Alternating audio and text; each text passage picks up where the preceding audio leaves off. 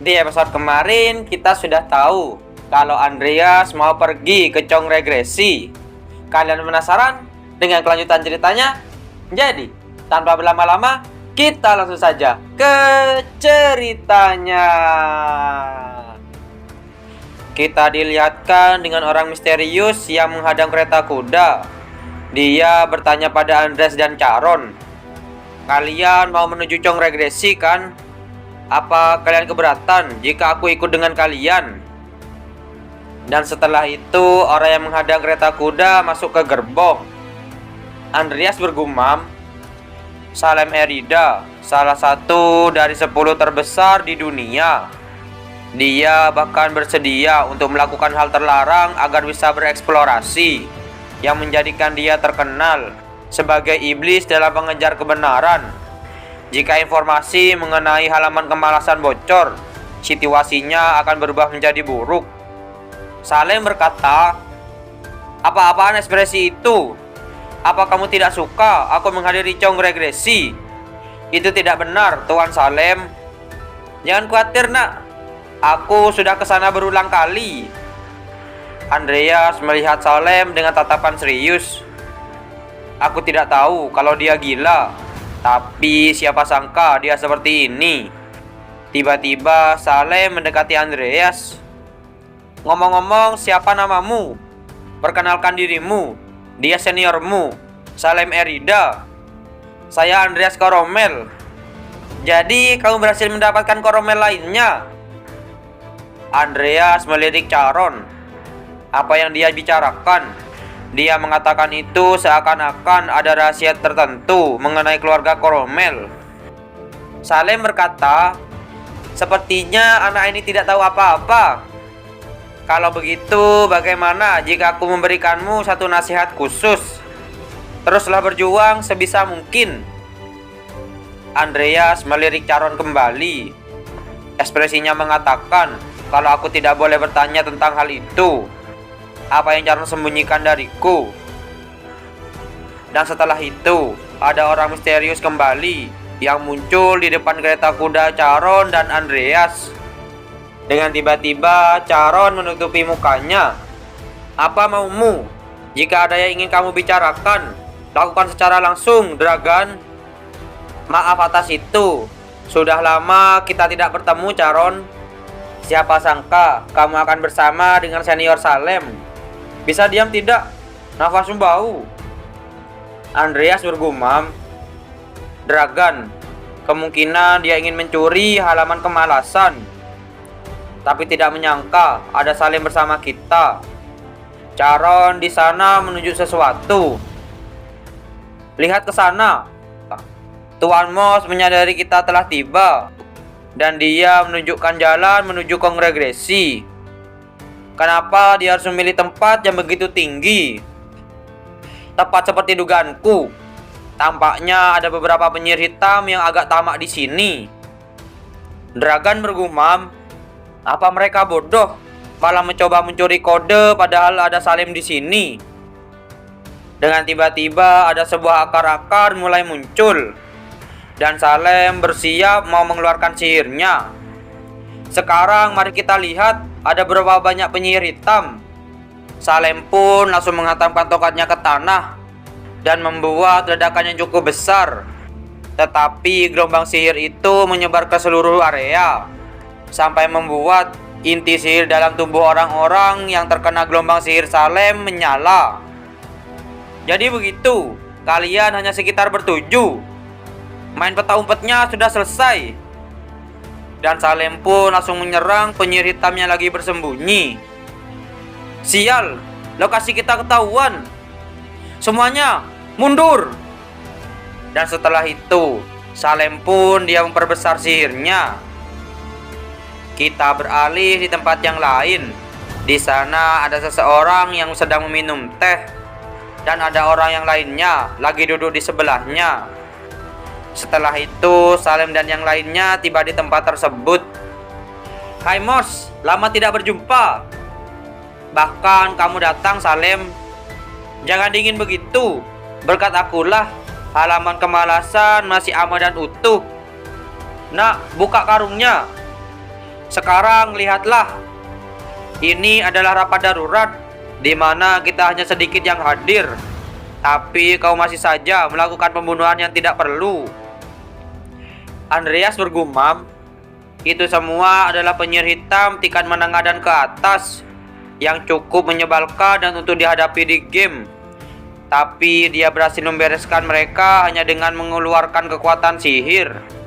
Salem adalah seseorang hebat yang sungguh patut diakui. Salem berkata, tanpa adanya aku, kalian bahkan tidak akan bisa melihat sekilas pun halaman kemalasan. Sudahlah, cukup membicarakan kerucut sekecil itu. Cepat tunjukkan padaku halaman kemalasan. Salem bergumam, Andreas Coromel ini cukup menarik. Dia bahkan tidak tersentak sedikit pun setelah menyaksikan pembantaian itu. Dan dia tidak ragu saat aku menyuruhnya untuk memotong leher mereka. Terlebih lagi, dia memiliki dual core sepertiku. Jester berkata, mari kita hentikan lelucon ini sekarang. Aku pasti akan membantumu suatu hari nanti, tapi hanya sekali. Anggap saja aku ini berbaik hati, karena aku ada sedikit koneksi dengan keluarga Coromel. Andreas melirik Salem. Dia berjanji. Salem adalah seseorang yang tidak pernah mengingkari janjinya. Di game dia seringkali menepati janjinya, mau bagaimanapun itu. Jika aku akan dibantu olehnya, bukankah sebaiknya aku ubah rencanaku sedikit? Setelah itu, Nickel muncul dan membawa halaman kemalasan. Itu benar-benar halaman kemalasannya sungguhnya. Tidak diragukan lagi. Kamu mempercayakan kode ke skeleton. Kalau begitu, berarti ketahanannya cukup kuat. Andreas di sana melirik Nickel. Tenang, jangan mau mengambil resiko dengan monster-monster itu. Aku tidak boleh ragu-ragu bahkan sekalipun. Kembalilah Nickel. Dengan tiba-tiba, Andreas menusuk dirinya sendiri dan membuat orang-orang di sana terkejut. Apa yang kamu lakukan, murid Charon? Akulah yang menemukan halaman kemalasan. Jadi aku ingin usahaku diakui dengan benar. Kamu menggila dengan ketamakan. Halaman kemalasan ada di dalam penyimpananku bersama dengan skeletonku. Kalian tidak akan pernah bisa mendapatkan kode. Salem, kamu bilang kamu akan membantuku sekali kan? Sekaranglah saatnya. Cepat, aku tidak punya banyak waktu. Kamu bertindak senekat ini hanya karena sesuatu yang aku katakan. Bagaimana kalau aku membohongimu? Maka apa yang akan kamu lakukan? Aku akan melakukan sebisaku. Bahkan jika itu berarti aku akan mati. Untuk bertahan hidup di dunia yang gila ini, aku sendiri rela menjadi gila. Aku memang menyuruhmu untuk berusaha keras, tapi aku tidak menyangka kamu sampai sejauh ini. Dengan tiba-tiba Salem mengeluarkan sihirnya. Kalau kamu memaksa, maka aku tidak punya pilihan selain harus membunuh mereka semua. Mulai sekarang, siapapun yang mencoba menyentuh Coromel akan terbunuh. Kami tidak akan menyentuh dia. Dan jika ada yang berani mempertanyakan ini nanti, aku akan mencari orang itu dan membunuhnya.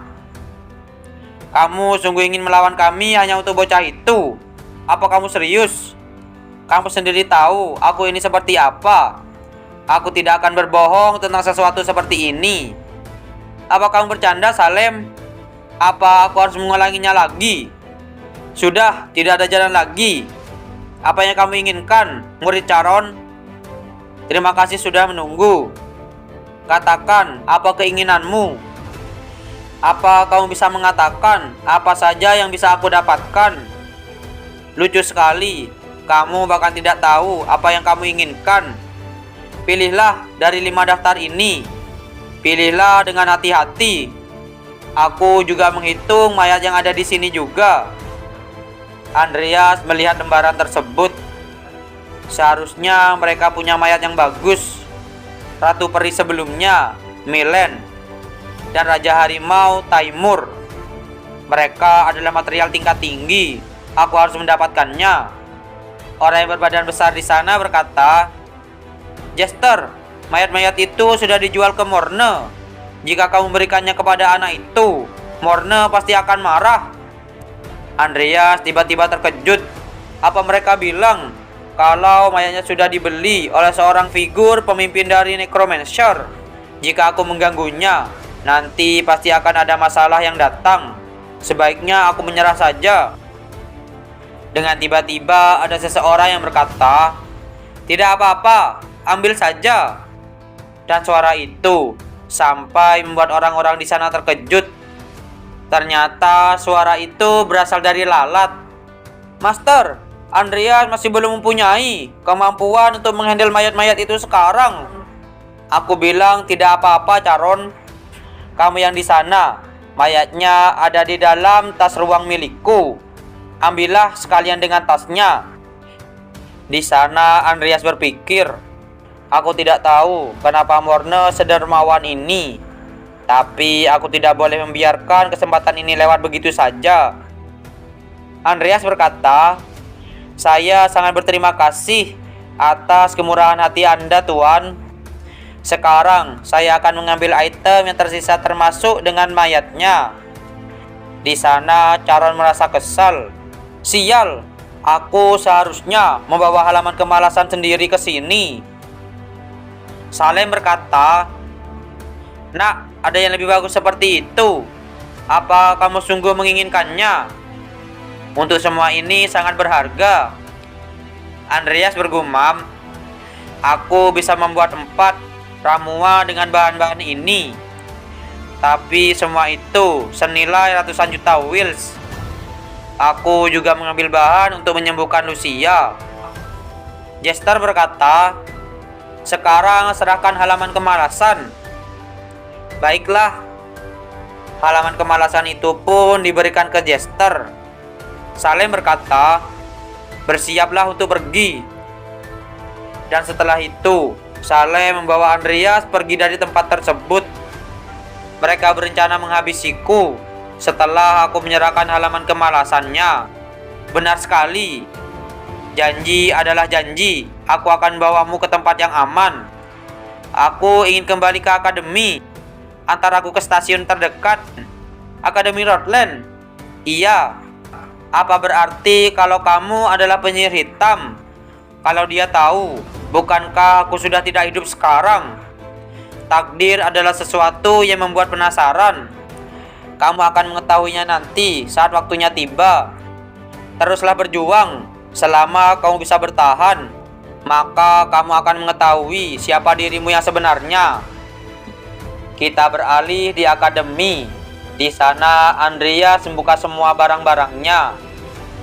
Aku tidak menyangka kalau sesuatu sebesar ini bisa muat ke dalam tas ruang. Aku jadi harus mensummon Nickel untuk membantuku. Tapi untuk mereka berdua, akan lebih baik jika aku menaikkan level Necromancerku dulu dan mengubah mereka menjadi summon tingkat tinggi. Untuk sekarang, aku akan menyimpannya dulu. Lalu buku ini, apa ini pemberian dari Morne? Ada banyak pengetahuan yang tidak bisa aku dapatkan di perpustakaan Charon. Jika aku membaca buku ini, aku akan bisa mengubah mayat yang aku dapatkan hari ini menjadi summon tingkat tinggi. Sebelumnya aku penasaran kapan aku bisa mengevolusinya. Tapi sepertinya inilah akhirnya. Fakta bahwa status window muncul setelah aku menyerahkan halaman kemalasan. Itu berarti sepertinya kode mempunyai efek pada evolusinya. Jadi probabilitasnya menjadi 100%. Mari kita mulai evolusinya dulu. Dia tidak kesakitan seperti vampir sebelumnya. Atau mungkin itu karena dia sudah menjadi undead. Dengan tiba-tiba ada yang mengetok pintu. Ternyata itu adalah Lucia. "Senior, apa kamu ada waktu sebentar?" Kalian penasaran kenapa Lucia tiba-tiba menemui Andreas? Jadi, jangan lewatkan di episode yang selanjutnya. Terima kasih telah menonton video kami sampai selesai. Jangan lupa subscribe dan like dan share video-video kami ke teman-teman Anda. dan dadah.